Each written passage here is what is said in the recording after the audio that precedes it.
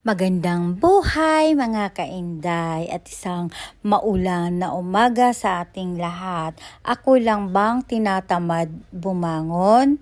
Siguro kayo din, no? Sabi nyo kayo din, tinatamad din. Lalo't Sabado ngayon, walang pasok kaya masarap pa matulog. Kaso lang tayo mga kainday, hindi tayo pwedeng late nang bumangon at may order tayo ngayon. So, medyo marami-rami kaya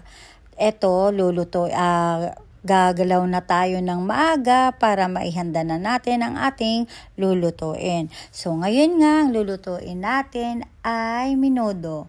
Isa lang po ito mga kainday sa order sa amin. May mga pansit po, pero ito lang po yung ibinlog ko kasi yung iba ay nakita niya na. So, ngayon po nakita niyo ay sinangkot siya ng ating dudong yung atay kanina kasi hindi siya pwedeng isali dyan kasi ang atay kasi pagka matagal na isangkot siya, yun po ay titigas. So, yung ating dudong kita niyo na hindi na nagdagdag kanina ng mantika dahil pinapamantika niya itong ating karne. So, kasi pagka nabili tayo ng karne sa palengke mga kainday, di ba hindi naman lahat puro laman. May kasama talaga yung taba. So, pinapamantika niya yon at saka ginigisa niya na ngayon yung bawang at saka sibuyas dyan. So, syempre, pagka menudo, ang mga ingredients natin dyan mga kainday, hindi mawawala ngayong atay, hotdog, carrots, patatas, tomato paste at saka tomato sauce.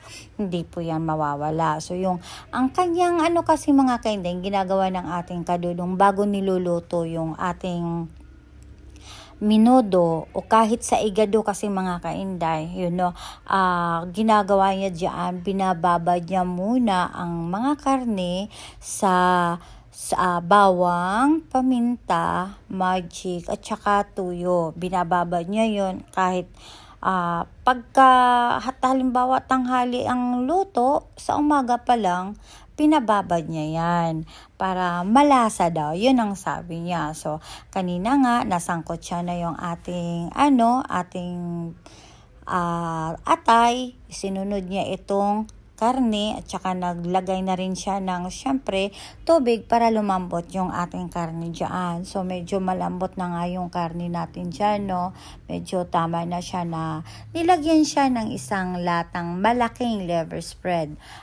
Isa rin yan sa pampalasa. So nakita nga dyan ang paglagay ng liver spread ay medyo nawala yung sabaw mga kainday. Medyo lumapot po siya, no? So kailangan nating lagyan yan ng tubig kasi ilalagay din natin yung ating mga gulay dyan. Kasi kung hindi natin yan lalagyan ng tubig, nako po, masunog po, no? So, naglagay na rin siya dyan ng tomato paste at saka tomato sauce po. Pinagsama niya po yan, inilagay dyan. So, nagdagdag nga siya ng tubig para magkaroon ng sabaw mga kainday. So, hinalo-halo niya lang yan mga kainday. Habang niluluto niya kasi yan mga kainday, nagpapalambot siya ng karne, nagluluto din po yan ng pansit sa loob, no? At saka yung ating Inday Raquel, nagluto rin siya ng lumpia. Ako naman, ang niluto ko barbecue.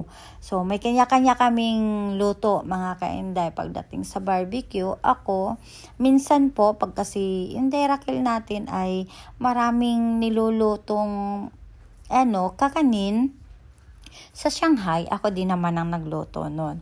So, inilagay na nga ng ating dudong dyan yung carrots natin mga kainday. Inuna niyang inilagay yung ating carrots kasi ito yung medyo matigas kaysa patatas. At nandiyan na rin yung patatas, inilagay niya na rin. So, hinahalo-halo niya lang yan mga kainday. Medyo busy kami nga, marami-rami pong niluto, kaya kanya-kanya kaming tuka. No, at saka ayan na nga, inilagay na niya yung hotdog po. Medyo ilang piraso ding hotdog ang inilagay dyan kasi 2 kilo po ata yan o 3 mga kainday, hindi ko lang sigurado. Basta sa pagluto po, pagka 1 kilo na carrots, pagka malaki 1 kilong menudo, isang carrots din na malaki ang ilalagay. Ayan, medyo madami-dami, kaya madami din yung nilagay natin carrots at saka patatas. Ayan na nga, iniin na lang yan dyan mga kainday. Ayan ang huli niyang inilagay kasi kanina nalagay niya na yung bell pepper. So ngayon pasas na lang yan kainday. Tsaka hahalo niya yan dyan. Tapos na yan mga kainday, pinapalamig-lamig na lang namin yan bago inilagay sa lagayan. So mga kainday, please like, share, and subscribe mga kainday. Thank you sa panonood.